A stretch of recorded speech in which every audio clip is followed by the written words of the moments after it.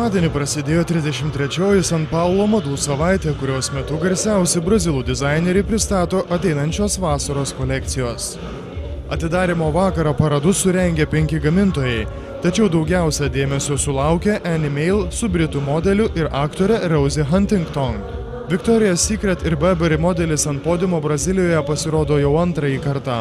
Rosie, kuri savo debiutinį vaidmenį kine atliko Michael Bay filme Transformeriai, tapo pirmuoju modeliu šią savaitę užlipusiu ant podiumo.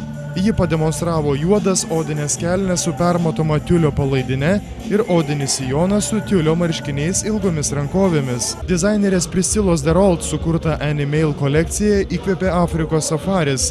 Joje dominavo žemės spalvų drabužiai, kuriuose gyvūnų raštai buvo derinami su permatomomis medžiagomis.